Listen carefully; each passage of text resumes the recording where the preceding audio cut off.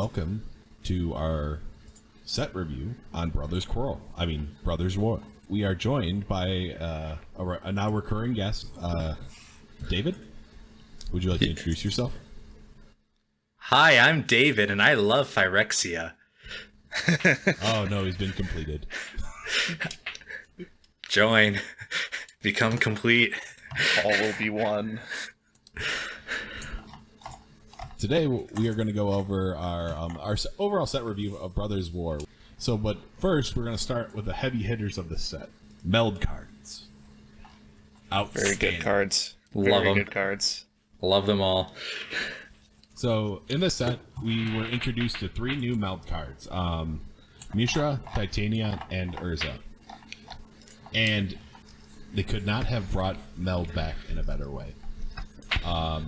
They really encompass the grandioseness of these final forms of Urza and Mishra, and of Titania as well, because this is all pre-mending, so literally these planeswalkers are as powerful as they can possibly be, and it's just like, I just think it's like the way this was done was crazy. You tell me what Mishra does? Alright, so we'll start with the original form of Mishra before he's flipped to his Meld, and then we'll go to the Meld form. So, we have Mishra claimed by Gix. Whenever you attack, each opponent loses X life and you gain X life, where X is the number of attacking creatures. If Mishra claimed by Gix and a creature named Phyrexian Dragon Engine are attacking, and you both own and control them, exile them, and then meld them into Mishra lost to Phyrexia. Enters the battlefield tapped and attacking. It is a 3/5 for red, black, and 2 generic. The Meld version is where things are the most interesting, because that effect on the front is actually not too bad, but the Meld is where things get way, way more powerful. Mishra, lost to Phyrexia, is a legendary artifact creature, Phyrexian Artificer. Whenever Mishra, lost to Phyrexia, enters the battlefield or attacks, you choose 3 of the following options. You have target opponent discards 2 cards, Mishra deals 3 damage to any target, destroy target artifact or planeswalker, creatures you control gain menace and trample until end of turn, creatures you don't control get -1/-1 until end of turn, or create 2 tapped Power Stone tokens. It is a 9/9. Wow. Yeah, it is a beefy creature, and when it's your commander, the damage it deals still counts as commander damage, even when it's melded. I honestly think of the Meld cards, this is the most powerful. Not only because it's absurd what it does on its backside, but the 2 cards that form it are also great cards. Yeah. Like the Dragon Engine having double strike, great. It's very useful. Can be played in a lot of decks, just generally. And then Mishra on the front, just casual damage when you're playing it, and until it actually flips and then becomes something even stronger.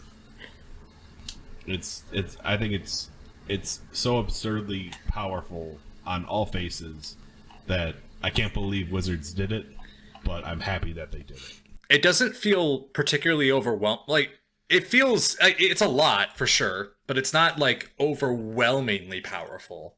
It's very easily killable and beatable. Oh, absolutely. The fact that it's an artifact creature makes it even easier to kill, too. Mm-hmm. And has no evasion and no protection. Yeah. Which makes that fair, because if you would have put Hexproof or even Ward on there, it would be just out of hand.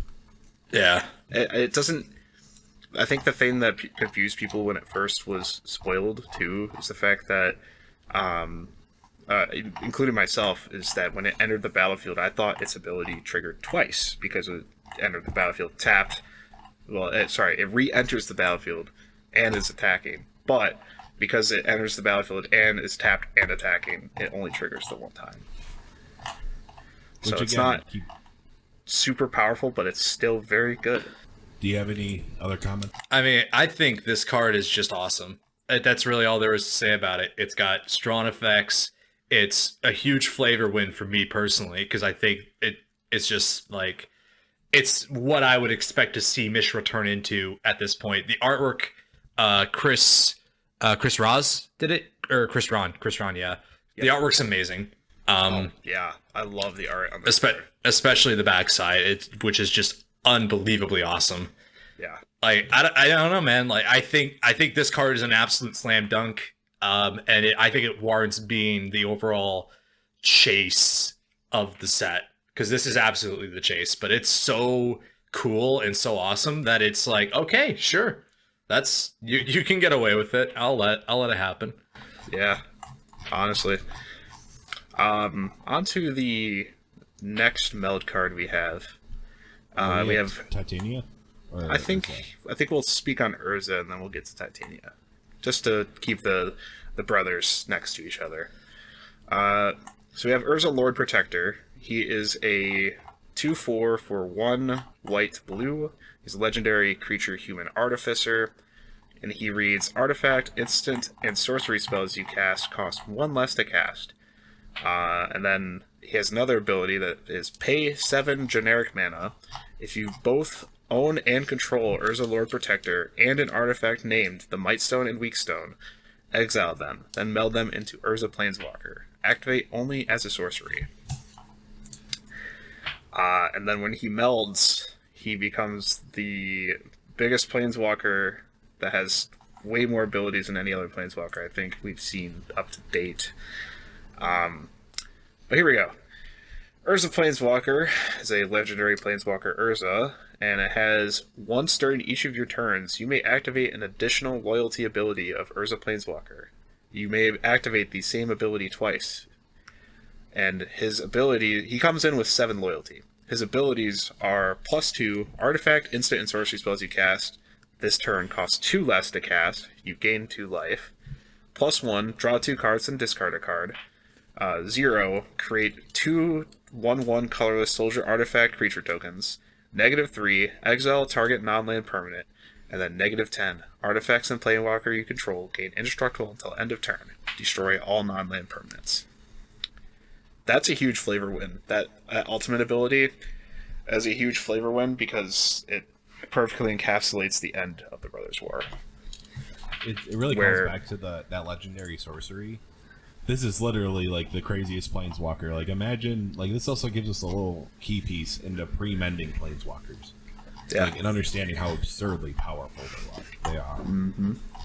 And why they needed to be mended and brought down a little bit and taken down a little bit in power level, because my goodness, you can put like 4 creatures onto the board, or with his +2 you can, if you're in like a artifact deck, you can basically play anything under 4 costs for free.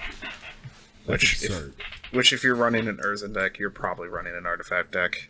So yeah, it's not like a super powerful Planeswalker, but it can definitely, when it enters the board, could definitely change things. But it's not that hard to get rid of because it's a Planeswalker. You can just attack it, and if you don't have any blockers on the battlefield, it's just going to go away. So it's one of those things where like you just have to hope that nobody comes after it when it hits. But given the size of it, it's gonna get targeted pretty heavily.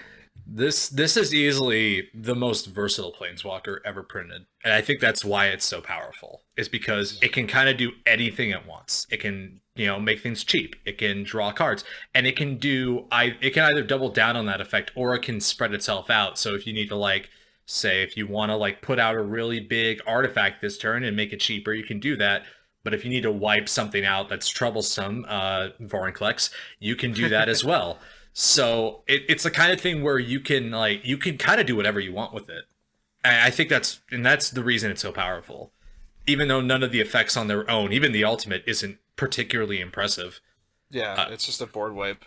Yeah. I think the fact that, let's say I can flood the board on turn 1 with, I can basically storm off with 2, increasing it twice with all my artifacts, and then the next turn -10 it and then draw more cards is the idea of that is I can ultimate and then do something.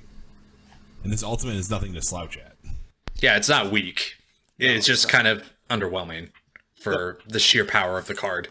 Yeah, and I don't know. I enjoy seeing Urza at his ultimate, basically, his peak form, finally, on a card. We've been waiting for ever to see this kind of thing printed, and they didn't let it down.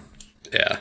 I will say the only weak spot about this meld pair is that the Mightstone and Weakstone are not particularly strong artifacts. No, they're not. So the Mightstone and Weakstone is a legendary artifact power stone for 5 generic mana, and when it enters the battlefield, you choose one of 2 options. Draw 2 cards, or target creature gets -5/-5 until end of turn.